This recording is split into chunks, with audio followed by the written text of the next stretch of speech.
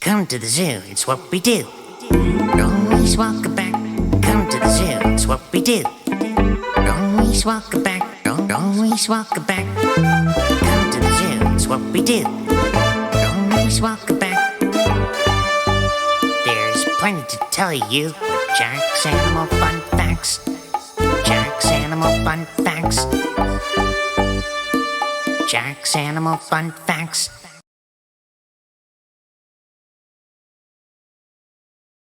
Thank goodness you're here. Here. It's me, Jack. Jack's Animal Fun Facts. Private Eye. It's Earth Day's coming soon. And I remember a story about the time about a very special Earth Day one. And you're going to like it. Our friend Dorothy Ann, and short for Diaz, and I are going to tell you the story here. It all started on Monday morning, before the first bell. So it's just, Monday morning. But inside here, it was the usual gang. Phoebe,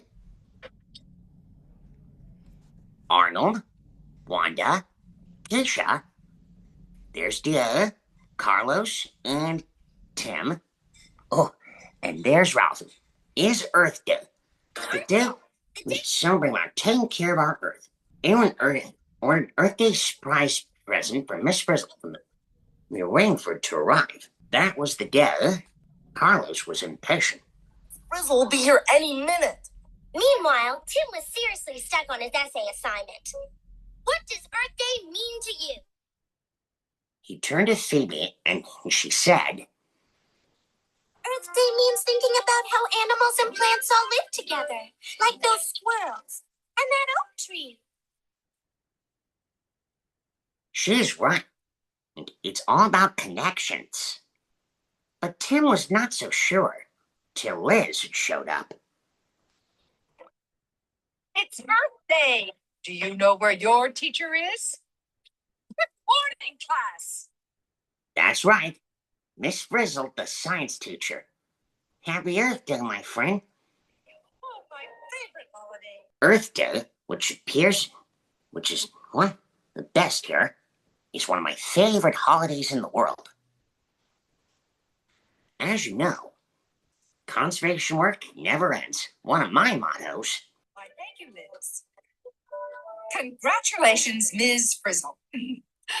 You have rented a tree in the rainforest. You are helping to preserve all rainforest plants and animals. What a worthwhile gift. Wait, there's more. Next, they showed her the photograph of a cocoa tree. It has to do with cocoa beans, and cocoa beans make chocolate. And they have to be used sustainably. Listen to this. As a cocoa tree renter, you are entitled to all the cocoa beans your cocoa tree produces for 1 year. And here's your first shipment of cocoa beans. Unfortunately, when they opened it, there was a very unexpected mishap. There was only one cocoa bean, which means there's a mystery to solve. Then they found a note due to an unexpected circumstance. Temporarily experiencing a cocoa bean shortage. Signed, Inspector 47. A temporary cocoa bean shortage? Dear was suspicious. It means no cocoa beans. But why? Things don't happen without a reason.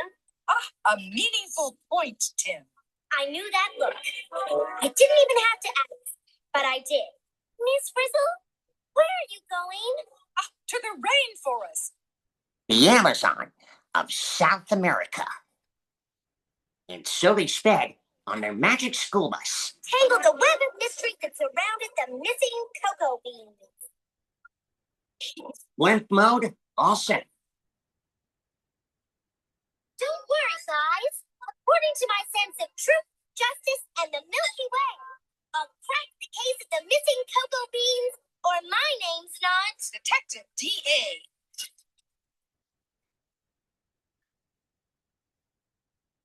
Every continent needs a rainforest investigator. She got her own RFI license. And Mrs. Frizzle Noticing she's got a handbook and a magnifying glass, she hired Tim as a partner with every detective needs. Dorothy Ann's in charge of the investigation, Tim, and you're in charge of the big picture. With that and little computer device of yours and your sketch pad, you'll got all the clues. The big picture? As big as Earth, my friend. Before we knew it, we'd arrived at the rainforest. It was wall-to-wall trees down there. And a very hard place to find the spot to land. Now to find Miss Frizzle's tree will be hard. As my old parachute instructor used to say, look before you leap and never jump to conclusions. On the other hand, take over, Liz. Single file, please. They put on their parachutes, each one going out to give a photo and start their search. As they landed in the canopy, where there are a lot of monkeys and snooks, well, this is the bananas part. Carlos landed on a tree with spider monkeys interrupted eating fruits. This tree? That's a no. I'm out of here. It's all this sticky stuff. Hey, Carlos, what's going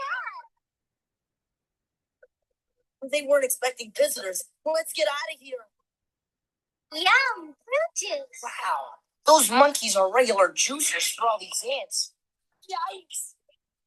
Relax, Ralphie. It's just a silky anteater. Don't worry, it can't hurt you. This must be his favorite rainforest restaurant. Restaurant. I get it.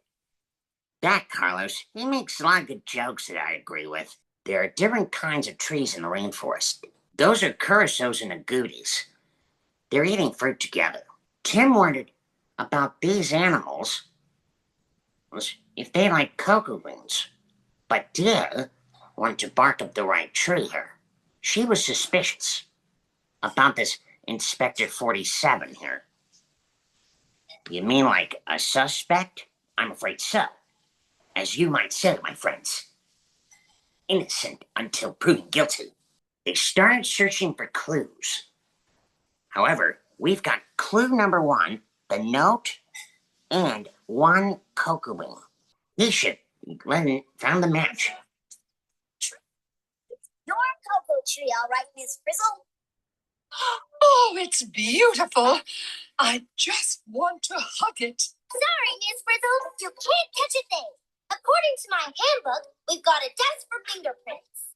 And according to this picture, the tree should be covered with pods. But it's not. Only flowers. And no pod's been picked. The trees stopped making them. Except one thing. The cocoa tree is healthy as a horse. Or a moose.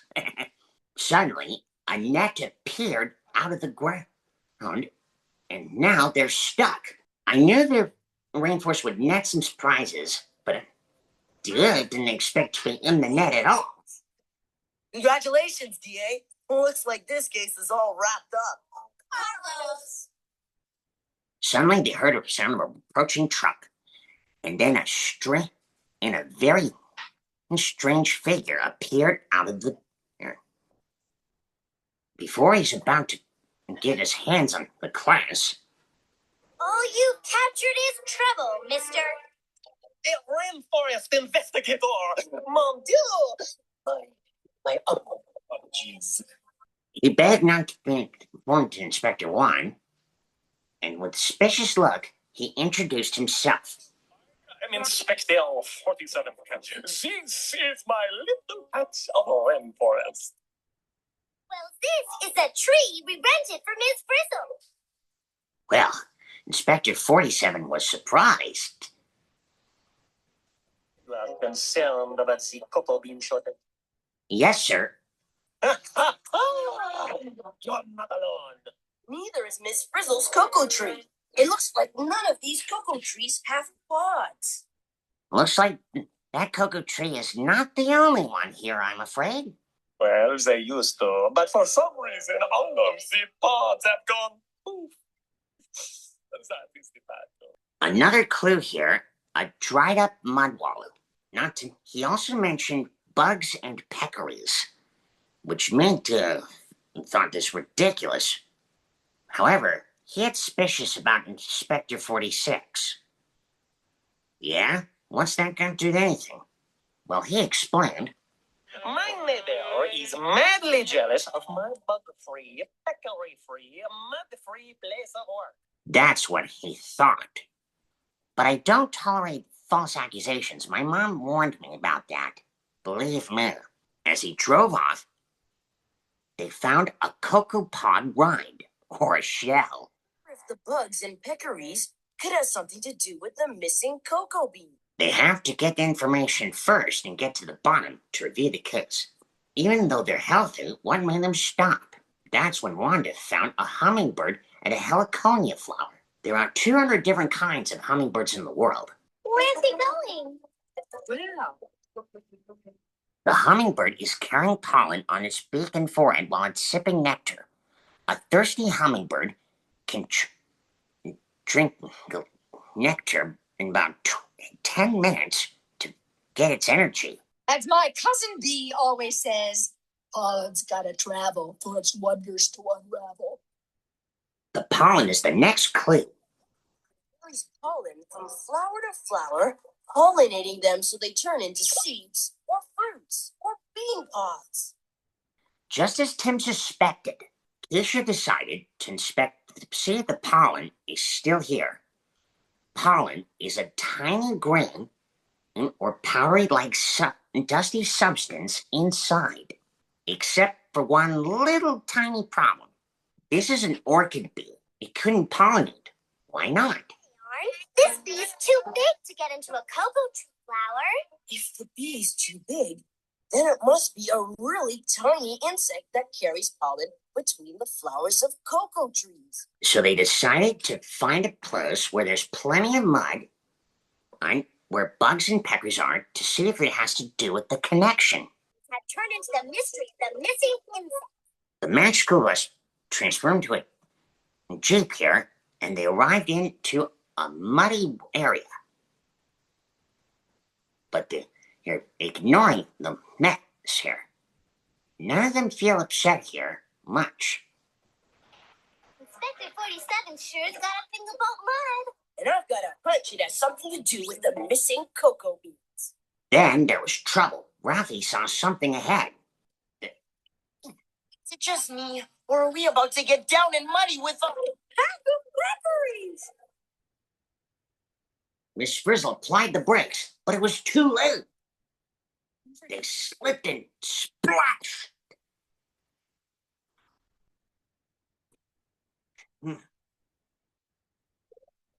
Yeah.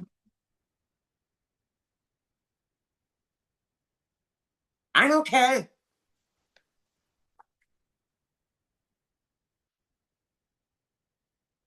No one was hurt, but the wheels were stuck.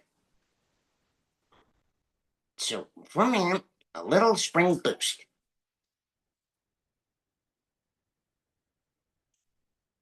Now that's what I call springing into action. They found cocoa trees with pods and real cocoa beans at last. Now today, we must find lists to all things here. What Inspector 47 told us about, and the insect as its subject. Was right. The flower was getting pollinated by a teeny weeny insect. Which, by the way, goes by the name of midge fly. Midge flies can be found in forest regions, and even near places like lakes. Especially one in Virginia, one of my neighborhoods where my grandma Gigi lives. So I get it. Midge flies carry pollen from one flower to another like cocoa flowers. Flowers turn into pods That are filled with cocoa beans. That make chocolate. Tim. Got it, Miss Frizzle. It's all in here. Tim was paying attention very carefully. Just then, a splash of water landed on top of his head. Hey, where'd the water come from? Up there, What's that? a bromeliad. Need to take a closer look? He climbed into a tree and looked carefully here. Careful not to disturb any neighbors.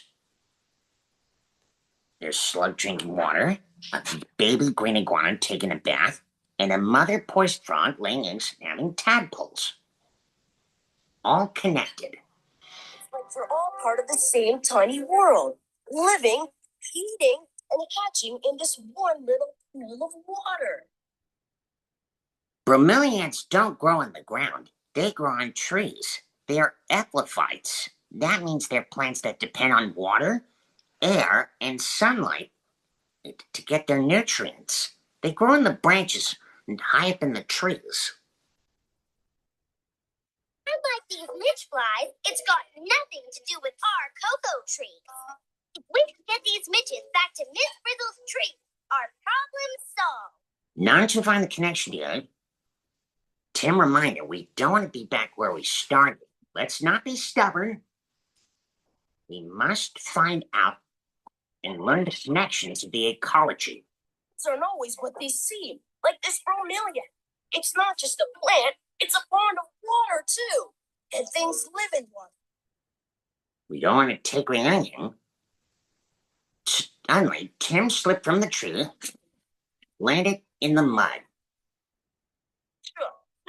Ugh, what earth day means to me. Welcome to Mudville, Tim. Mudville since Bugville. Then it hit him. This gave Tim an idea. A very clever answer. Jay, quick, your magnifying glass. Just as I suspected, a mud wallow for the peccaries is also home sweet home for the midge fly.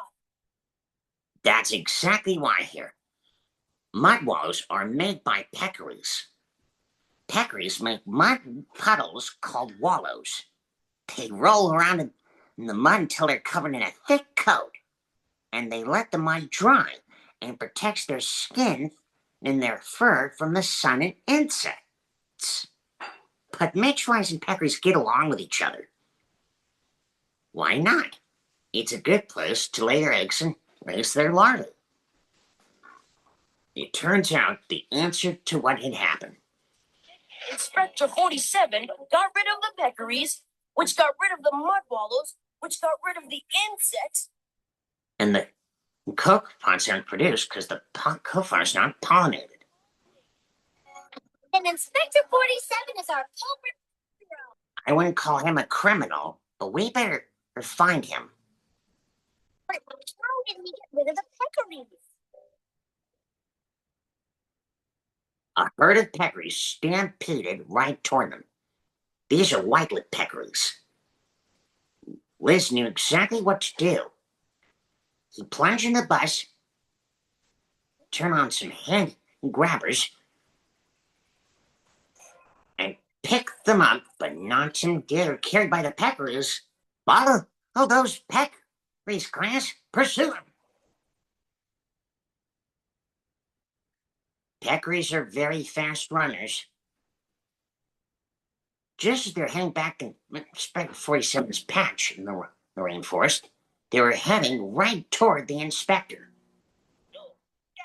Go away! Uh-oh. Dorothy Ann jumped and ground branch to get to safety.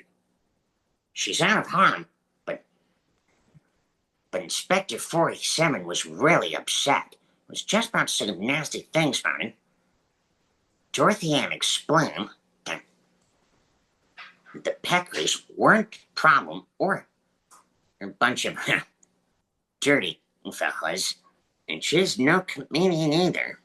It was about time to prove the theory to wrap up the case. She opened the jar. Your cocoa flowers need to get pollinated by midge flies.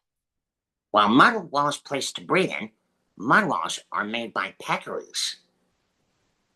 It's all part of the circle of life. But the question is why peccaries left. Well, when Tim showed up, he just fell off the peccary's back.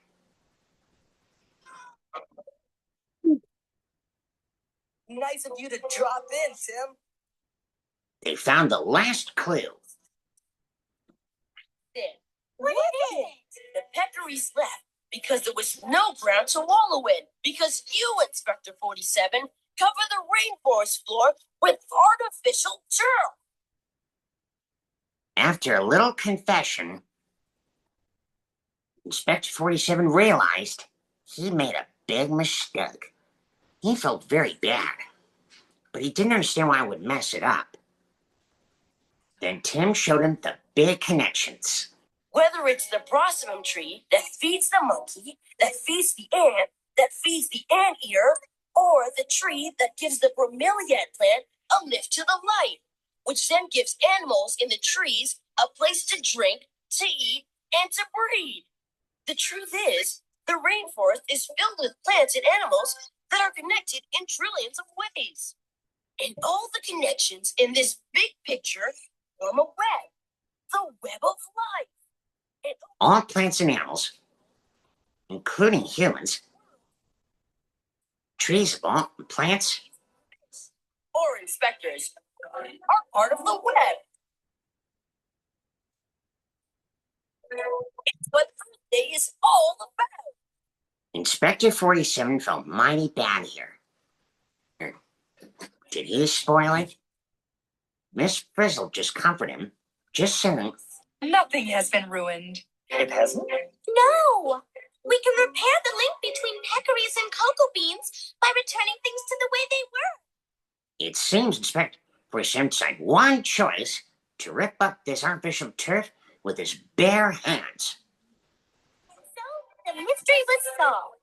The artificial turf lives history. Tim found the meaning of Earth Day when he figured out the web of life. Mr. 47, pick for a pardon from the peccary. It's my time you show them you're sorry and make up. You got a lot of earning trusting to do. Mission was accomplished and case closed. It was time to go home now. Months later, Miss Frizzle received another shipment from Rainforest Rentals. Looks like you did a good. Looks like you're back on track here, fellas. You have to say it. Everyone makes mistakes sometimes, even me. I'm glad you fixed your mistake, Inspector. I guess you need a little support after all. And good news is, Look at all those cocoa beans. there's none from Inspector 47. Due to circumstances beyond my control, your cocoa tree has produced a bumper crop of cocoa beans. Not only from him, also someone very helpful, Inspector 22. It said, You and your students, I got a promotion. everyone cheered. And that is how Earth Day was celebrated, and until after all those months. Talk about a progress of patience. Every day is Earth Day, as I always said. Conservation work never ends. But before we can get to this, let's get to the real deal about peccaries. Some people say peccaries are pigs, but others say they're in a class by themselves. There are about 3 kinds of peccaries, and all of them are from North, Central, and South America.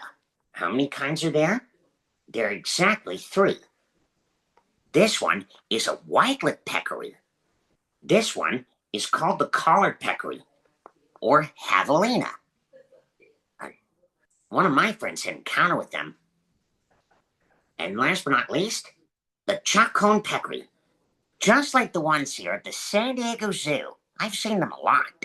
All of them have bristly hair, pointy ears, and a very tiny stubby tail, and a piggy-like nose, and they're very social. Peccaries live in groups up to 100 members. They're vacuum cleaners.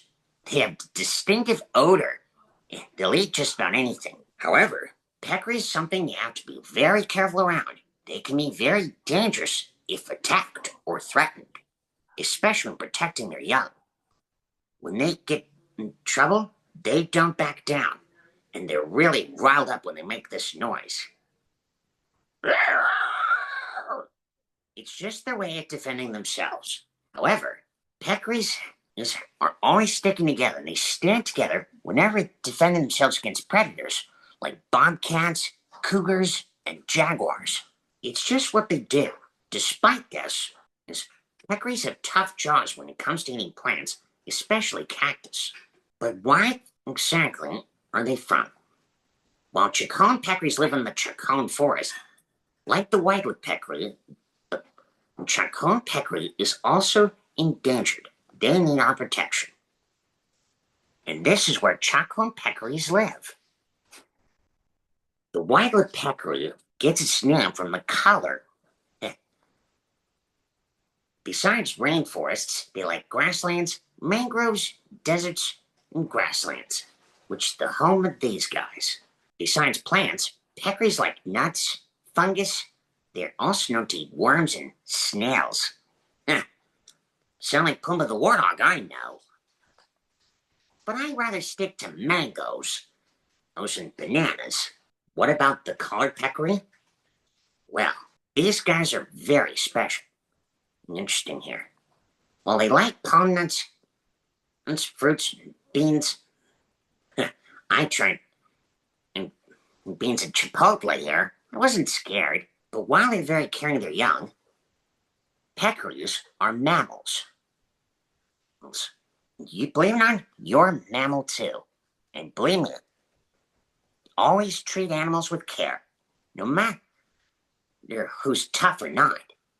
You can find out more about animals of the rainforest and other habitats by reading books or visiting Oak Zoo. You can also write letters to companies to help protect habitats. And you'll get many good and strong people. After all, you may be caring and good steward of the earth, but together, you're strong. Thanks for joining me on my Earth Day adventure. And just another thing, the rainforest was one of the first habitats here I got to learn about. And this is one of my very first Magic Schoolbus videos that I enjoyed for the first time. Thanks to my mom who shared it, because Earth Day is very special. And I think it's one of the best Earth Day stories I ever shared. Keep on caring, keep up kindness, nature keepers.